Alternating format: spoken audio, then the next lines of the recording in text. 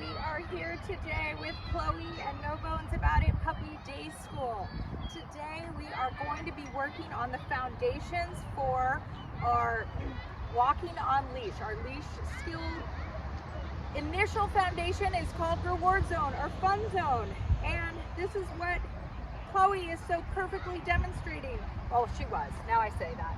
So basically what this is your puppy sitting at your side, facing the same direction, and we continue to deliver treats while the puppy is here, so that what we are doing without adding any movement is creating a situation where your puppy gets used to being at your side, looking up at you, and then this becomes really rewarding, so that when we are ready to start adding movement, the walking part, the puppy is already so in tune to sitting and giving me eye contact that even if there's other distractions like this, yes, or things that they look around to see, the minute that they check back in with me with that upward glance, they get rewarded, okay? So this is really common. What we'll see here is that most puppies are, from day one, we reward them for sitting and looking at us, facing us. Okay, this is a really normal position for that puppy. So most puppies want to revert to that as often as possible, especially if I am not continuing to reward. So that's fine. We're just going to restart right now. So let me give you a couple tips. So it's really important that you get good at doing this on your own, even without a puppy in the beginning, to figure out how to hold your leash and your treats. So what I suggest, and it doesn't always come naturally to people, is that we're going to take this leash, and right now Chloe's going to be on my left side, okay? So puppy's on my left, my leash and my whole handful of treats that I'm going to be utilizing is in my right hand. So I don't want to have to keep reaching around looking for treats. So I start with a whole handful, I start with a whole handful of treats in my right hand. All of the excess leash is in that same hand. So I just kind of like, you know, hold it here, have like a little fistful of cookies. That leaves my left hand, the same, oh my gosh, speak words. It leaves my hand that's closest to the dog, which is my left hand, available so I can keep reloading from my fist, putting that treat up here on my pant leg, and then it comes straight down my seam of my pants to the puppy. So again, let's just look at this. When the puppy's at, and I know you can't see her all the way, but I want to sort of close up what this looks like. So my leash crosses over my body, which a lot of people don't feel is natural. They want to hold the leash on this side. But then what happens is I don't have an additional hand to deal with the treats. And so what ends up happening is that people tend to want to do this. Okay? They want to tend to have the puppy here, treats here, and then they're crossing over their body, which is causing my puppy to walk out in front of me, cross in front of me, or look other places rather than up at me for their treats. So let's talk about, now that we know where we're going to hold our leash, our treats, let's talk about how to get this puppy into this position. So I'm going to start off with one treat in my left hand. Again, puppy's going to be on my left side. I'm going to backwards walk just a couple steps, and then I'm going to take this treat and I'm going to put it behind me, and I'm going to take a couple steps forward. So now this puppy is nice and lined up at my side. I'm going to raise that treat. Now I get a little bit of a crooked sit.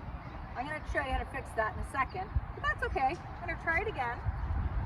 And this time, to avoid that, I'm going to put my treat just slightly outside the puppy's head, and then look how she tucks her little butt right in next to me. Her toes are lined up with my toes. I'm taking those treats and they are going straight down the seam of my pants. So I'm reloading, pausing, coming straight down the seam of my pants, and then, okay! What a good girl! Oh my gosh, that was so good! That was so good! Yes, it's a lot of stationary behavior and a lot of thinking. So we're gonna break this up with some little play sessions. Yeah, good girl. The stationary can be very boring. Lots of thinking can be very boring. So we gotta keep this exciting. So again, here we go. Got my leash and my treats in what hand? My right hand. Dog is gonna be on my left. I grab one treat to start off. I'm gonna back step. I'm gonna take that treat and I'm gonna put it behind me, take a couple steps forward, line that puppy up and take that treat just slightly out to the side. Oops. So what I mean by taking that treat out to the side is instead of coming, watch what happens. Instead of coming straight down my pant leg to start, see what happens?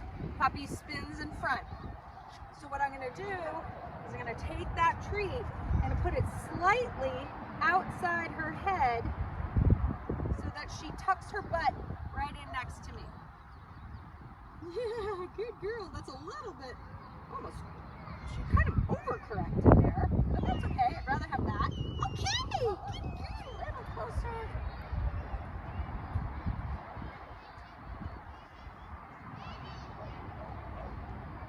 So treats, pause on my hip, come straight down my pant leg, reload.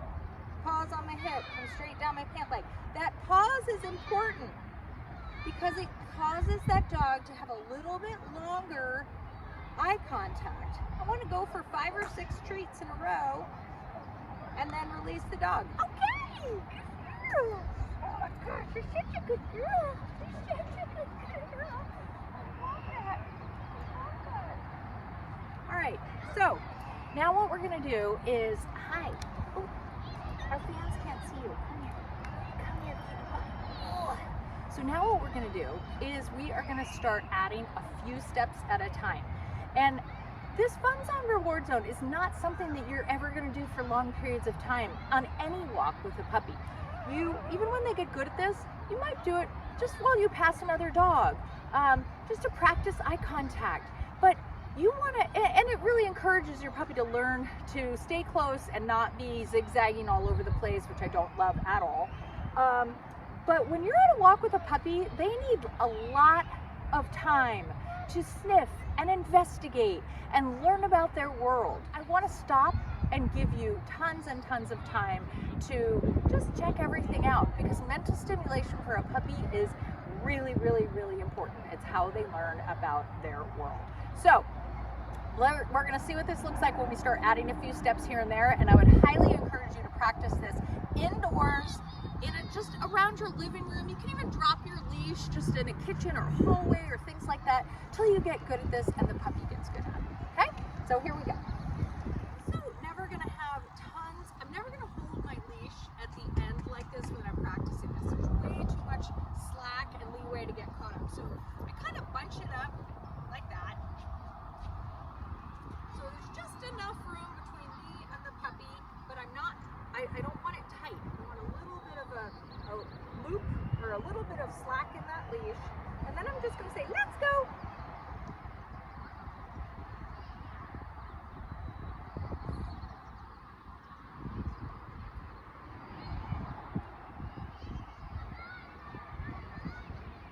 So you can see, even when I start adding steps, how very nice. And when I stop, she should say, okay, good girl. So you can see, even when I started adding the steps, she was really in tune and focused on me. It's because we've been practicing this. It's so fun to get a dog who loves to walk and give you eye contact. Let's go. One more time. Let's go. So let me just back up in a second. So the second I say let's go, I'm gonna have that treat kind of pinned to my hip.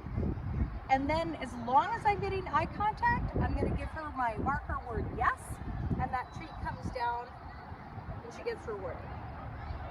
Let's go.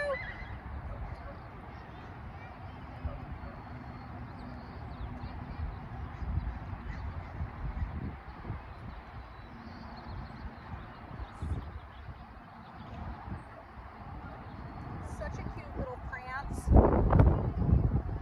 And then I didn't lag myself up there to start, or to stop and have her sit, so I just kind of